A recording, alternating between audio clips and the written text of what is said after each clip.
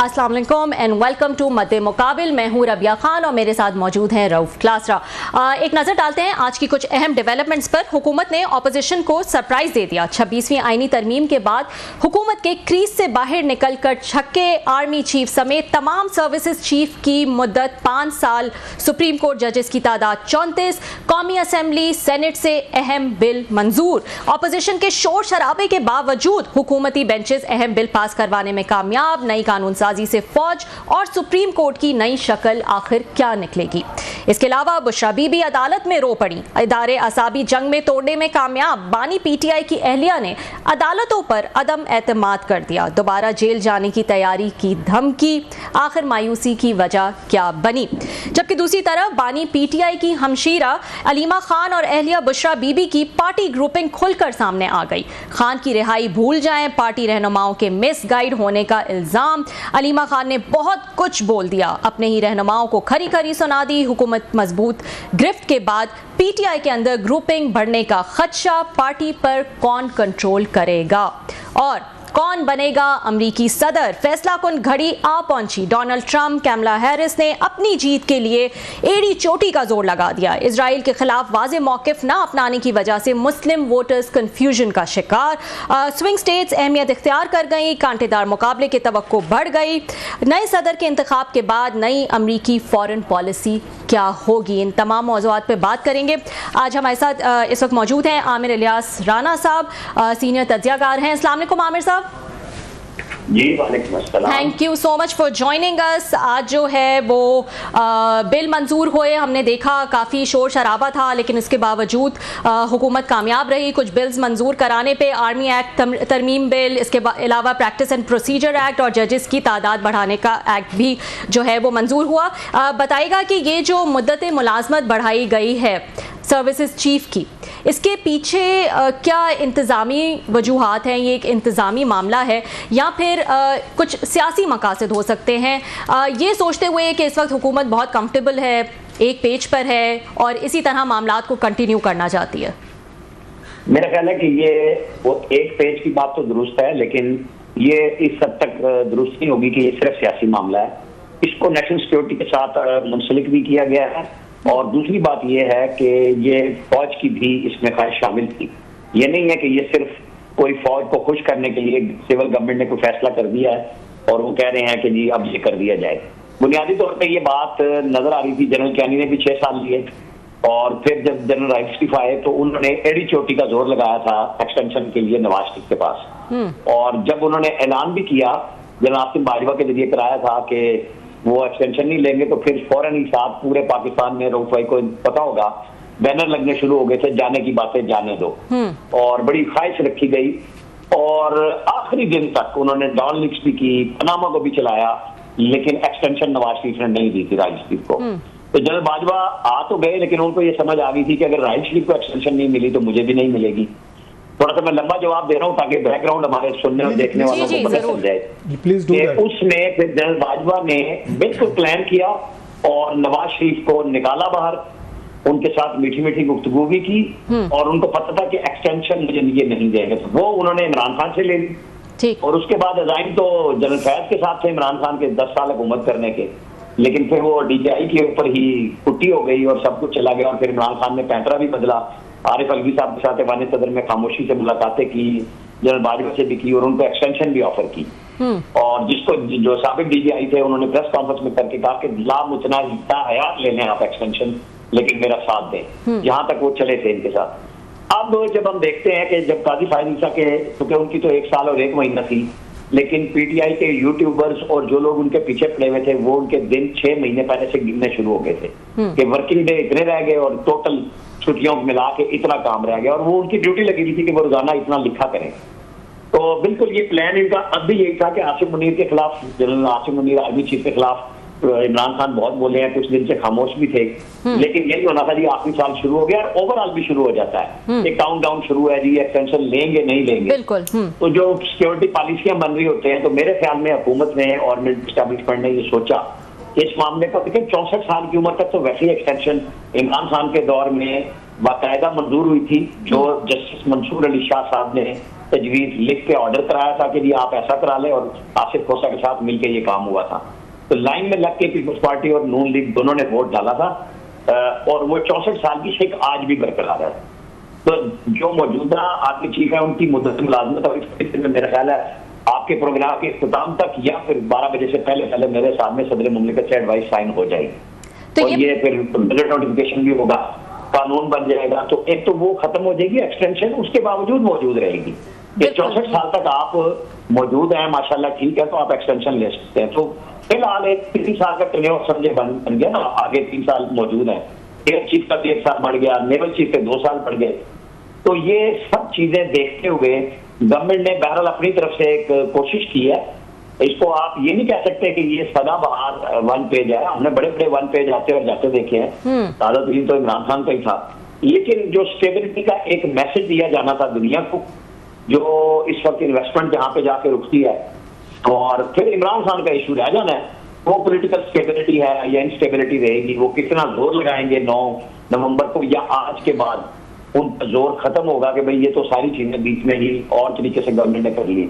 तो जो मैं समझ रही हूँ आमिर साहब, तो ऑन टॉप ऑफ जो 5 साल मुद्दत मुलाजमत है उसके बाद भी एक्सटेंशन दी जा सकती है जी। 64 साल की उम्र तक तो मौजूद है ना कानून में, गुंजाइश मौजूद। ठीक है जी। ईरान साहब बहुत शुक्रिया, आपने एक बड़ा कम्प्रिहेंसिव सा एक वो दिया। आपने ये तरीक़ी तौर पर बड़े अच्छे हवाले दिए कि जो भी आर्मी चीफ आता था तो उसके अंदर ये ख्वाहिश मौजूद होती थी। स्पेशली हमने देखा, मतलब 2 एक्सेप्शन थी नेटिज में देखें। एक जनरल अब्दुल वहीद काकड़ साहब को कोई ख्वाहिश नहीं थी, हालांकि उनको बेनज़ीर भुट्टो साहब भी देना चाहते थे, अमेरिकन भी चाहते थे, उन्होंने इनकार किया था। फिर हमने देखा जनरल जहांगीर करामा साहब, उन्होंने रिज़ाइन कर दिया था। इट मीन्स के वो छोड़ें, ये आपकी मतलब एक्सटेंशन तो दूर की बात है, उन्होंने कहा मैं अपनी मियाद ही पूरी नहीं करता, ये रखें अपनी पोस्ट और ये रखें सारी स्टिक वगैरह जो भी है। तो ये सारा काम शुरू हुआ जनरल मुशर्रफ साहब से। जब वो आए फिर वो आर्मी चीफ लग गए, 10 साल के लिए खुद वो अपना को बार बार एक्सटेंशन देते रहे। फिर जनरल कियानी साहब ने ली। कियानी साहब के बाद आप बिल्कुल ठीक कह रहे हैं कि उनका जनरल रहील साहब ने पहले तो एक ट्वीट करा दिया था, आपको याद होगा, उन्होंने ट्वीट किया था आसिम बाजवा साहब ने कि मैं नहीं लूँगा ये एक्सटेंशन। मैंने तो फरवरी मार्च में कराया था। फिर उन्हें ख्याल है नहीं यार ये तो लेनी होती है, तो फिर आप जैसे पता डॉन लीक्स बला बला। तो फिर हमने देखा कि जब बाजवा साहब आए हैं तो एक इंस्टीट्यूशनलाइज किस्म की एक चीज़ें और एफर्ट्स जो हमें नज़र आ रही हैं। मेरे इतने बड़े लंबे सवाल का मकसद ये था, क्या 5 साल से हमारे जनरल राजी हो जाएंगे कि हाँ चलें 5 साल काफ़ी हैं? देखें, मैंने तो इसीलिए ये कहा कि 5 साल तो मिल गए ना। 64 साल की उम्र तक आपको एक्सटेंशन मिल सकती है, वो ऑलरेडी कानून मौजूद है, जिसे पार्लियामेंट में मेरा ख्याल है JUI ने शायद वोट नहीं किया था, बाकी सब ने वोट लाइन में लग के दिए थे। तो पीपल्स पार्टी और नून लीग और तहरीक इंसाफ 64 साल की उम्र तक तो ले लिए जा चुके हैं, बस उसमें एक टेन्योर का बना दिया गया कि वो 3 की बजाय 5 साल कर दिया गया।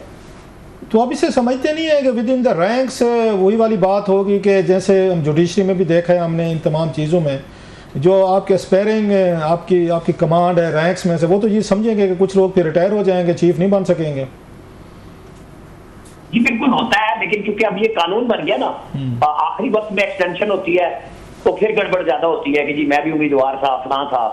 तो अब हर एक को पता चल जाएगा कि कौन 5वें साल में होगा। तो जनरल आसिम मुनीर रिटायरमेंट लेते हैं 5वें साल, तो टोटल इनके हाथ के लगाए हुए जर्नैली खड़े होंगे ना वहां पे। कोई पिक एंड चूज किसी तीसरी पार्टी के नहीं होंगे कि ये जनरल बाजवा ने इनको प्रमोट किया था। सर जनरल कियानी साहब भी तो जनरल मुशर्रफ के भी हैंड पिक थे, और बाद में विद इन 1-2 मंथ्स जो कुछ हुआ था, मैं उसकी डिटेल में तो मैं नहीं जाना चाहता, आप भी तरीक जानते हैं, हम भी जानते हैं। सो ये जरूरी होता है कि आपका हैंड पिक जो है आपका लॉयलिस्ट भी हो। नहीं, ये तो ना सिविलियन को समझना चाहिए, और जनरल मुशर्रफ का तो बिल्कुल वाज़ेह है कि जनरल कियानी ही तो इफ्तिखार चौधरी के पीछे थे, उस एक्सटेंशन के पीछे थे। वो जो वकला मुहिम थी, ये जो सारे आज जफादरी भाग के आ रहे हैं, अब तो सारी चीजें सामने आ गई है ना कि वकला को बहरहाल उनके अपने जनरल मुशर्रफ के अंदर से बगावत की थी। जनरल मुशर्रफ उनके ऊपर जो हमले हुए कुछ हमले वो भी उनके अपने लोगों ने कराए थे। जनरल मुशर्रफ साहब इतने मतलब नईव थे, भोले थे कि उनको ये नहीं पता चला मेरा DGISI या मेरा जो जिसको मैं आर्मी चीफ बना रहा हूँ वही मेरे खिलाफ तहरीक चलवा रहा है। कोई MI थी उनके पास, दीगर इंस्टीट्यूशन होंगे, उन्होंने उन्हीं को स्टिक पकड़वाई जिन्होंने उनके बकौल बाद में कहते थे लोगों को, कहा भी सही कि मेरे साथ ये धोखा हुआ या मेरे साथ मेरी जजमेंट ठीक नहीं थी, मैंने सही नहीं अपॉइंट किया था। अगर ये हालत थी तो फिर तो मेरा ख्याल है जनरल साहब को घर जाना चाहिए था कि अगर उन्हें ये भी नहीं पता था कि जिस बंदे को मैं जनरल बना रहा हूँ तो वही अब आप बता रहे हैं, और ये पता भी है कि वही पीछे थे इसके तहरीक के। वो ना मुझे याद भी रहते हैं, लेकिन उसके ना बहुत इतारा करते हैं, तो फिर जब इदारे की जरूरत ना रहे हो तो फिर उसको उतार दीजिए। भाई बहुत हो गए, आपने वो भी कर लिया। अच्छा, मुझे थोड़ा सा समझाइएगा, आपकी आवाज थोड़ी सी फिर थोड़ी सी वो हल्की सी गड़बड़ हो रही है सर आवाज में। अच्छा, ये समझाइएगा कि जब 5 साल की टेन्योर होगी उसके बाद भी एक्सटेंशन ली जा सकती है फर्दर बिल के तहत? इस बिल में नहीं, वो कानून पहले से मौजूद है ना जी। 64 साल की उम्र तक आप जा सकते हैं बतौर चीफ। नहीं, वो तो रह गए। अब 64 के बाद आप चीफ नहीं बन सकते अगर 5 साल आपके पास है ना, आपको नया कानून बनाना पड़ेगा ना, फिर एक और कानून बनाना पड़ेगा। मतलब 64 is the age where he has to retire. उनको 5 साल या 5 साल पहले हो जाएंगे या 64 पहले हो जाएगा, अब ये कह रहे हैं? अभी तो आप ये समझे कि 5 साल पहले हो जाएंगे, 64 बाद में हो। अच्छा, इसका इतलाक जो है ये मौजूदा ये टर्म पे होगा, आज से होगा या 2022 से होगा जनरल साहब पे या आसिम मुनीर साहब पे? ये आसिम मुनीर से लगा दिया गया जी। मतलब 2022 से प्रोसीजर एक्ट को दोबारा आज जो नाफिज किया गया ना, तो वो 26वीं आईनी तरमीम पहले नाफिज किया गया, जैसे ऑर्डिनेंस को बैक डेट से बनाया। नहीं, मैं पूछ रहा हूँ ये 2022 से जनाब आसिम मुनीर साहब का इफेक्टिव होगा, सो 2023 तक जाएंगे ये चीफ? जी बिल्कुल, मतलब इनके 3 साल अगले साल पूरे हो रहे हैं ना, तो 2 साल बचिए। राना साहब, मेरा ख्याल थोड़ा सा दोबारा अगर उनका दूसरा नंबर है आपके पास, मेरा ख्याल है उनसे राना साहब की आवाज़ फिर काट रही है, अगर दोबारा उनको ट्राई करें ज़रा इस फोन पे। जी, हम कोशिश करते हैं कि राना साहब से दोबारा कांटेक्ट करें। क्लासा साहब, एक और चीज़ जो हम पूछना चाहे थे राना साहब से, वो है जजेस की तादाद बढ़ाना। आज 17 से 34 जो है वो कर दी, एकदम से इतनी जजेस की तादाद बढ़ाना, इसके पीछे क्या मकसद है? थोड़े टाइम पहले तक, बल्कि अभी भी हम ये एतराज़ात सुनते रहते हैं कि हमारे पास इतने पैसे नहीं हैं, ये इतने हैवी पैकेजेस लेते हैं, इनकी इतनी पेंशनें होती हैं, तो ये इनको कैसे, कौन अफोर्ड करेगा इनको? ये सारा इसको तो कोई शक नहीं है कि इसके पीछे पॉलिटिकली एक मोटिव्स हैं। जो ये ला रहे थे 26 ये तरमीम, अगर उसके ज़रिए इनके मकासद हो जाते पूरे तो शायद मेरा ख्याल ये ना लाते। मैं ज़ाती तौर पर समझता हूँ, no offences, with lot of respect, या अफरीदी साहब ने शायद कुछ जल्दी में चीज़ें की हैं, या जल्दी में उनके कुछ ऐसे उन्होंने फैसले किए हैं जिसके बाद एक पैनिक हैज़ ग्रिप्ड इसको गवर्नमेंट, मुझे लगता है। मसलन उन्हें ये हुकूमत चाह रही थी कि जस्टिस मंसूर साहब ना आए सामने। अच्छा, मेरे ख्याल से आमिर इलियास राना कर लें, बाद में अपनी बात बाद में करेंगे। हाँ, इन्होंने वापस ज्वाइन किया है। अस्सलाम वालेकुम आमिर साहब, आप सुन सकते हैं? जी बिल्कुल, मैं सुन रहा हूँ। अच्छा आमिर साहब, एक और जो हमने देखा एक्ट में तरमीम आज पास हुई है, वो है जजेस की तादाद बढ़ाने की। 17 से 34 जो है वो जजेस कर दिए गए हैं। अब इसके पीछे क्या मकसद है? क्योंकि ये एतराज़ात हम सुनते रहते हैं कि जजेस के इतने हैवी पैकेजेस होते हैं, पेंशन्स होती हैं, इतनी तनख्वाहें होती हैं, तो हम इसको ये कैसे अफोर्ड किया जाएगा? आपने 17 से 20 नहीं, 24 नहीं, आपने डायरेक्टली 34 जो है वो जजेस कर दिए हैं। हुकूमतें जब खर्चा करने पे आती है ना, तो मैं और आप तो बहस ही करते रह जाते हैं कि जी इतना खर्चा, इतने पैकेजेस। बहरहाल वजीर कानून ने ये बात कही है कि हमने अप टू 34 कर दिया है, और सुप्रीम जुडिशल कमीशन जब जितने जजेस की जरूरत महसूस करेगा, क्योंकि मैं आपको बता दूं कि कल गवर्नमेंट की तरफ से मेरी इत्तला के मुताबिक जस्टिस अमीनुद्दीन खान का नाम दिया जा रहा है कि वो आईनी बेंच के सरबराह होंगे। सही। और आईनी बेंच के लिए हो सकता है 9 से 11 रुकनी तक बेंच बनेंगे मुख्तलिफ, क्योंकि और ये 3 से 6 माह के लिए होंगे। तो हुकूमत का ख्याल ये है कि जब ये जजेस वहां मसरूफ होंगे तो सुप्रीम कोर्ट की तादाद कम हो जाएगी। गो के कानून में गुंजाइश मौजूद है कि आईनी बेंच पे जाने वाले साथ साथ दीवानी और फौजदारी केसेस सुन सकेंगे, लेकिन जाहिर है कि वहां पे काम बहुत ज्यादा होगा, तो तादाद तो बढ़ाई जाएगी। हो सकता है पहले मरहले में सिर्फ 6-7 बढ़ाए जाएं, और आने वाले वक्त के लिए गुंजाइश रख दी गई है। जैसे इस्लामाबाद हाई कोर्ट में आप टेक्निकली समझें कि वो आईनी बेंच भी बनना है, तो 12 रुकनी कर दिया गया। इस वक्त चीफ जस्टिस आमिर फारूक के साथ डिवीजन बेंच में उनका हम ख्याल बेंच कोई नहीं है, तो फिर वहां पे 3 जज नए आएंगे, तो जब कोई सिंगल बेंच फैसला किया करेगा तो फिर डिवीजन बेंच आमिर फारूक की सरबराही में चीफ जस्टिस की बहुत सारी चीजों को टैकल करेगा। फिर बहुत सारे लोगों की एलिवेशन होनी है, तो ये सारी चीजों को उन्होंने कोशिश की है कि एड्रेस किया जाए। और हुकूमत का ख्याल ये है कि क्योंकि हम ये बताएं आमिर भाई, आप क्योंकि इन चीज़ों को बड़ा करीब से रिपोर्टर भी देखते हैं, एनालिस्ट भी देखते हैं, तो हुकूमत को ये महसूस हुआ कि 26 इन तरमीम जो की थी जल्दी में की और उसका कोई फ़ायदा नहीं हुआ और उनको जो काम करने चाहिए थे, जिस मकसद के लिए किए गए थे, वो मकसद पूरा नहीं हुआ और दोबारा याया फरीदी साहब ने जिस तरीके का बेंच बनाया या जिस तरीके का प्रोसीजर एक्ट में वो दोबारा लेकर आए मुनीब साहब को और उनको जस्टिस साहब को, बाद में जेल रिफॉर्म्स की कमेटी वगैरह बनाई जिसमें ऐसे लोग को शामिल हुए, शायद हुकूमत को एतराज़ होगा या इस्टेब्लिशमेंट को भी। तो याया फरीदी साहब को न्यूट्रलाइज करने के लिए ये तरमीम लाई गई है कि जनाब के उनके जो हम ख्याल जजेज अगर ज़्यादा हैं, 8 तो ऑलरेडी हमें नजर आते हैं जिन्होंने वो दिया 12 जुलाई वाला फैसला दिया था खवातीन की सीटों का, इतने ज़्यादा जज भरते हैं कि जनाब चीफ जस्टिस साहब को भी समझ नहीं आया कि हाउ टू मैनेज रन और इनको कंट्रोल कैसे करूँ। इतनी बड़ी मतलब पूरी एक तरह की ये तो वो बन गई है ना, ये प्लाटून कह सकते हैं, ये मतलब ब्रिगेड, तो ये उसके लिए लाया गया सारा कि उनको न्यूट्रलाइज करना है, उनको ज़रा आप न्यूट्रलाइज कहें या ये कहें कि एक सीधा सीधा सा मैसेज दे दिया गया है कि हुजूर अगर आप ठीक चलते हैं तो ठीक है, नहीं तो फिर ये हुकूमत के पास सुप्रीम जुडिशल कमीशन में अक्सरियत भी मौजूद है और कल ये चीजें चीफ जस्टिस ऑफ पाकिस्तान के हवाले से बड़ी वाज़ेह हो जाएंगी, ताकि जो आप और मैं एम्बिग्विटी में है ना, वो कल क्या गवर्नमेंट के नामजद को हमायती वोट देंगे, गैर जानिबदार रहेंगे, या वो अपने उन 2 सीनियर जजेस को जिनको वो मुसलसल साथ लेके चल रहे हैं, उन्होंने अपनी तरफ से तो हम उसको नेक नियति से देखेंगे कि यकजहती का एक मैसेज दिया कि मंसूर अली शाह और मुनीर फारूक को साथ रख के, लेकिन गवर्नमेंट ने प्रैक्टिस एंड प्रोसीजर एक्ट में जो तरमीम की है ना, उसमें बड़े तरीके से वो कहते हैं ना मक्खन में से बाल की तरह मुनीब अख्तर साहब को निकाल दिया कि सीनियर तरीन जज के तौर पे मंसूर अली शाह साहब रहेंगे प्रैक्टिस एंड प्रोसीजर एक्ट में, लेकिन जो तीसरा जज होगा वो आईनी बेंच का सरबराह होगा। तो ये भी आप ध्यान में रखिएगा कि गवर्नमेंट ने अपनी तरफ से कोशिशें पूरी की हैं कि जो कमी बेची थी वो कानून ज़ाहिर बनता है आइन के नीचे और आइन कानून बनता है तो फिर रूल्स बनते हैं, तो प्रैक्टिस एंड प्रोसीजर एक्ट के तहत उन्होंने काफी रूल्स भी बना दिए हैं।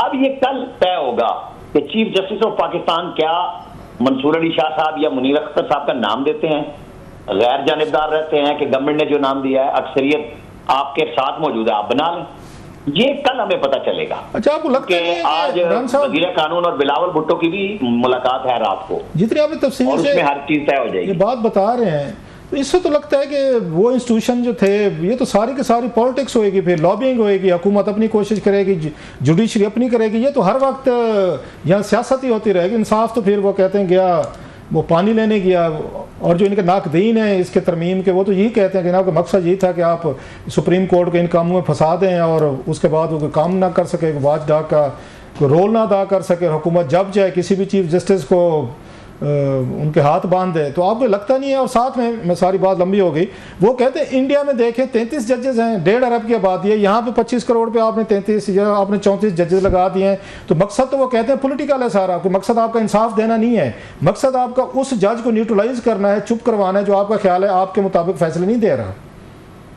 नहीं, आपके मुताबिक नहीं कर रहा। अगर हम खुल के बात करें रहू भाई, रोहिणी अदालत का एहतराम भी है, सब चीजें, लेकिन हमारे जज भी तो पॉलिटिक्स ही करते हैं ना, मतलब सीधे सीधे फैसले एक पार्टी के हक में यकसुई के साथ, मुकम्मल यकसुई से 187, जब अतर मिनल्ला ये कह रहे थे कि नून के साथ 2018 में यही कुछ हुआ था, तो यकसुई के साथ जब 187 इन्फोर्स किया था बगैर 184(3) को लगवाए, उस कमेटी में जाए, आपने एक फैसला दे दिया, तो फिर आप 2018 का इलेक्शन भी साथ डालते, फिर पार्टी ना बनते, फिर 8 जजेस तो पार्टी बन गए ना।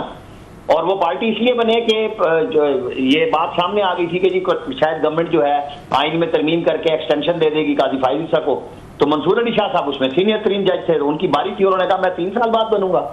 फिर ये बात तो है ना, फिर हमारी अदलिया ने कब सियासत नहीं की। आप ये कह रहे हैं राना साहब, असलम बेग के नाम पे इन्होंने हमेशा से सियासत की, उन्होंने आपकी बात काट रहा हूं, कहा कि नहीं कौम का अब मूड इलेक्शन का बन गया है। एक सवाल 63A को देख रहे हैं, वो क्या सियासत नहीं की थी मुनीब अख्तर साहब ने। एक सवाल में आ रहा था राना साहब, माजी में हम ये बड़ा पॉपुलर सी बात है, सियासतदान कहते थे, आप और मैं बैठ के कौमी असम्बली की प्रेस गैलरी में कई तकरीरें सुनी हमने, वो पहले कहते थे एस्टेब्लिशमेंट जो है या फौज को कहते थे जनाब कि वो भी एक सियासी पार्टी है और अपनी पॉलिटिक्स वो चलाते रहते हैं, मतलब कॉमन सी बात है, कोई नई बात नहीं कर रहा।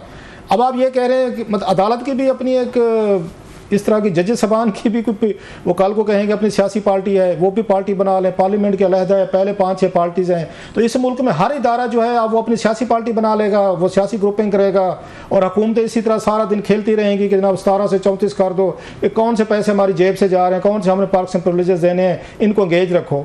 तो दैट्स ए वेरी स्केरी ये सिनारियो है कि सारे इदारे अगर पॉलिटिक्स कर रहे हैं और आवाम के पैसे जो हैं वो टैक्स भी हम दे रहे हैं, पैसे भी दे रहे हैं, रो भी रहे हैं और इनके ये खर्चे भी पूरे हो रहे हैं सबके, और इनकी पॉलिटिक्स चल रही है सर। बदकिस्मती से सच यही है कि पहले अदलिया और फौज मिलकर सियासत कर रही थी और सियासी जमातों और लीडरों को अपने निशाना बनाया जाता था बराह रास्त हर चीज के ऊपर। तो आप ये देख लें कि एक सच तो यही कुछ है ना कि पॉलिटिक्स ही हुई है ना। कब हुई है? इंसाफ कब मिला है लोगों को? आम आदमी तो तड़पता फिर रहा होता है। ठीक, मैं तो आज भी कहता हूं जब ये इन्होंने कहा है कि पार्लिमानी कमेटी जजेस को चुनेगी जी, तो वहां आम आदमी से एप्लीकेशन भी लेते ना कि जो हाई कोर्ट में जज बनने के लिए वकील अपने सीवी दे रहे हैं, सेशन जज जिनके नाम आ रहे हैं उनके नाम पब्लिक किए जाए। जो सुप्रीम कोर्ट में जाहिर है, आप मुझे यकीन है कि सिर्फ हाई कोर्ट से एलिवेशन नहीं होनी, सीनियर वकला को भी सुप्रीम कोर्ट में जज बराह रास्त तैनात किया जा सकता है। जो मुझे मतलब है लास्ट वर्ड लगता तो ये है कि ये तो फिर सल्तनत मुगलिया का दौर आ गया कि बादशाह सलामत बैठ के सारे अपने वो अदालतों को भी बनाएंगे, जुडिशरी में भी लगेंगे, फौज में भी, चीज़ों में।